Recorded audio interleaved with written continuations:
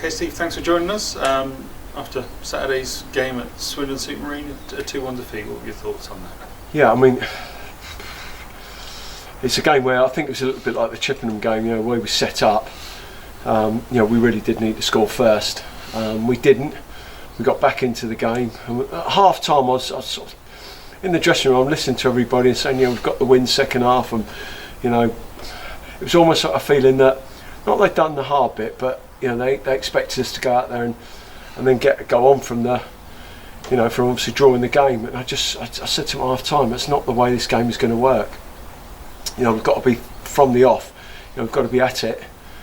Lo and behold, literally before I even got to the dugout, we're 2-1 down, and then we're chasing the game. And it's not a system that is great when you are chasing the game. It's a system that gives you a leverage of controlling the game, like we did, and we had a lot of possession, but without really creating an awful lot. So then we have to change the system, get Harry on, and get two up front, and start to ask a few more questions. And literally from the moment we did that, everything started to fall apart. So it's yet again you're sort of walking away from the game thinking not what might have been, but there's not an awful lot that what could go wrong has gone wrong again, and you just like I say, I don't want to keep on about it, but it really is just a familiar sort of occurrence with us.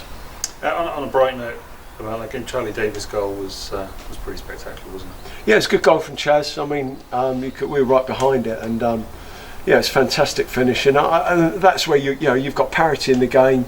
You have a level of control of the game, albeit they've created more than we have in the scheme of things, but we are very, very much in the game. And as I said, as soon as we changed the system, obviously we put Josh on. Josh trained Wednesday night. He's been out for 6 weeks. I didn't want to start him as much as you'd love to put him straight in the side. So we thought we'd err on the side of caution. We changed the system. Obviously Michael's not overly familiar with the three at the back, so we put Josh on because Josh can play that role very, very well. And of course, after 10 minutes, Josh comes back off. We've used obviously taken Michael off. We've not really got anybody then who can go and play back there. And as I say, things just go from bad to worse then. And in the end, we're just chasing our tail, sort of, without any real balance or shape to the side. We're just getting players on, and Sam Roberts obviously wants to come off with his groin, but then realises that he can't because Josh has already come off. And then Sam proceeds to make what I think is a reasonable challenge. It's not a sending off. And I think the referee makes the wrong decision. And I think that just exacerbates and sums up what's the state of affairs at the club at this stage. If it could go wrong, it has. And I mean, I've said to the referee after the game, he said, I've got it wrong. He said, I apologise. We've seen the tackle. The tackle's a one-footed tackle. It's low. It's a proper tackle. There's no doubt about that. But it's not two-footed. His following trailing leg doesn't come through and hurt the fella. He's diving around and falling around like he's been, mortally wounded. And then as soon as the red card comes out, he jumps up as if nothing's right. And I don't know. I don't get it. I don't know why players have to do that. It's just not the right way to behave. He's just literally, as soon as the referee gets the red card out, he jumps up on his feet and walks away, and he's fine. Yet 2 seconds before that, he's rolling around like he'd been cut in half. So I don't know. It's just that's if that's how it is. That's how it is. But I think it was a bit of surprise around the ground when the red card came out. Yeah, I think so too. Fans, I think so too. So yeah, we will appeal that, and hopefully that will get overturned. So we look forward to Yate Town, and we've covered Josh having to come back off, so it's looking like he'll have to have another enforced rest. But who else have we got out before Yate? Well, Ollie Knowles obviously has been struggling with his back all season. He's going to see someone today, and then we'll get some sort of diagnosis, whatever from that. Sam Roberts obviously pulled his groin Saturday. We couldn't take him off because obviously we've made the 3 substitutes. Marvin's knee is still giving him problems. Charlie Kennedy obviously tore his groin.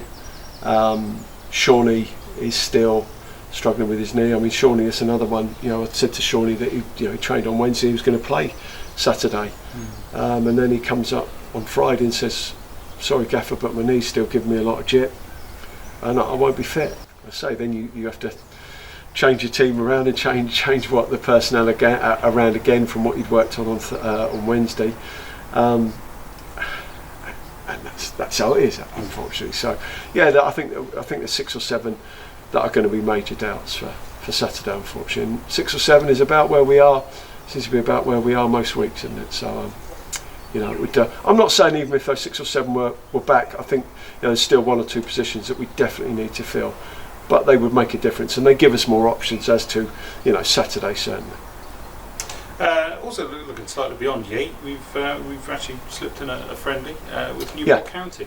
Yeah, well, we've done that primarily because we want to have a look at some of the Newport players that might become available. Mm-hmm. We also were unable to play as many of the development lads as we wanted to against Chippenham, obviously because the way that worked out, we hadn't had a game for 10 days prior to Chippenham, so we needed to give most of the first team lads a game. So we'll then be able to play some of the lads who would have played in the Chippenham game in that one, so we can have I can have a look, and we can have a look at some of the development lads. There's going to be 3 or 4 that we want to have a look at that have done well in the development side, so that'll be good. So it'll be a good game in that respect. So it ticks a lot of boxes, and hopefully people will come out and make it a worthwhile game for us to put on. That game's Tuesday the 18th, and it'll be a 7:45 kick-off. Tickets will be available on the website soon. Thank you very much, Steve. Pleasure.